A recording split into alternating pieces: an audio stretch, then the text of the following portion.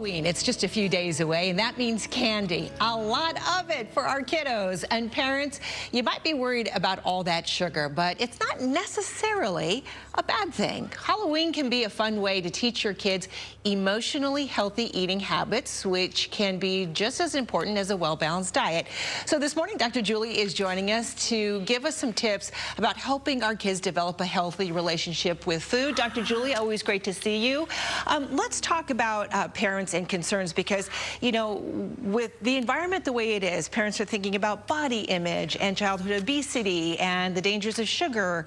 And this holiday in particular can be particularly anxiety-driven, right? It actually is the most worrisome holiday for anybody, parent or kids or teens, that are concerned about body and weight. So it causes a lot of emotional charge around Halloween. You know, even with all the concerns with these issues, I think what you are going to suggest might surprise people.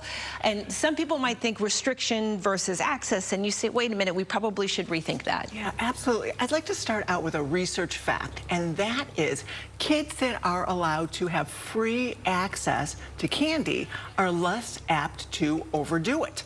Okay, so the more they have permission to freely eat candy, the less they are going to obsess or crave or overdo it when it's in front of them. Okay, I was going to say, I've had a sick kiddo or two with a tummy ache, but I guess eventually they learn that maybe this is not what I want all the time. It's a natural consequence if we eat too much, right? So this is a great holiday to start teaching some good, healthy eating habits that actually are going to last throughout a life. And you know, it's funny because we're kicking off the holiday season, and establishing those habits might be good right now as we go to Thanksgiving and then eventually Christmas. So you say have a neutral stance on candy. What do you mean? Absolutely. So we don't want to create a negative or a positive emotional charge around food, and especially around things like candy.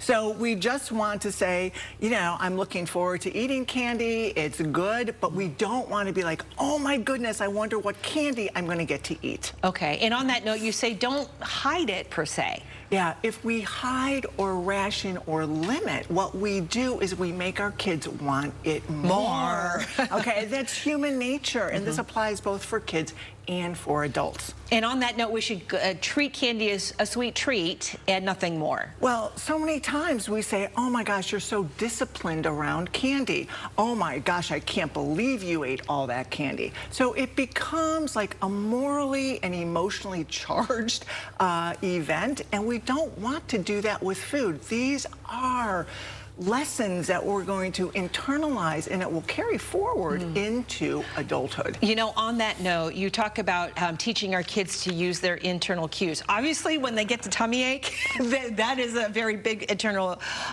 cue. How do we teach them how to listen to those before we get to the tummy ache? Absolutely. How many times do kids say, Mommy, can I have some candy? And what you want to be able to say is, absolutely. Go ahead and have a couple of pieces, and then check in with your tummy. See how you feel, right? Because a couple of pieces of candy sure makes us feel good, but too much makes us feel bad. And you want to follow up with, you can always have more later. Okay. So it's not being limited. We're using internal cues, and that's going to be the best way to direct ourselves. And then, of course, we need to set the example. So, as moms and dads, so maybe we need to limit ourselves as well. So, Dr. Julie, thanks for the good advice. We really appreciate it. Happy Halloween.